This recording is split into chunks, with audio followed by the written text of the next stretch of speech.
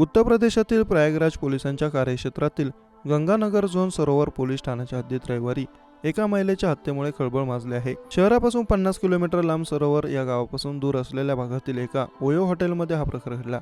सुमन देवी असं हत्या झालेल्या महिलेचं नाव असून तिची हत्या केल्यानंतर प्रियकर विवेक कुमार हा स्वतःच पोलीस स्टेशनला आला आणि त्याने हत्येची माहिती पोलिसांना दिली. आपण गर्लफ्रेंडची हत्या करून आल्याचं विवेकने पोलिसांना सांगितलं. तिचा मृतदेह ओयो हॉटेलमध्ये असल्याची माहिती त्याने पोलिसांना दिली. हे ऐकून पोलिसांना धक्का बसला. त्यांनी तातडीने त्याला ताब्यात घेतलं आणि त्याच्यासह ओयो हॉटेलला भेट दिली. तेव्हा त्याच्या प्रेयसीचा मृतदेह बेडवर होता. पोलिसांनी मृतदेह ताब्यात घेतला. फील्ड युनिट आणि फॉरेन्सिक एक्सपर्टना पाचारण करण्यात आलं. त्यांनी आवश्यक साक्षी पुरावे गोळा केले. आरोपी विवेक कुमार हा सध्या पोलिसांच्या ताब्यात असून पोलीस त्याची कसून चौकशी करत आहेत. ही हत्या प्रेम प्रकरणाशी संबंधित वादातून झाल्याने प्राथमिक माहितीतून समोर येत आहे. सरोवरचे एसपी जंग बहादूर यादव म्हणाले, ओयो हॉटेल मॅनेजर आणि कर्मचारी यांची चौकशी करत आहोत. महिला आणि आरोपी हॉटेलमध्ये कधी आले, त्यांनी कोणती ओळखपत्र देऊन खोली बुक केली होती याबाबत अधिक माहिती घेत आहोत, असे यादव यांनी सांगितले. मृत महिलेच्या कुटुंबालाही या घटनेबाबत माहिती देण्यात आली आहे.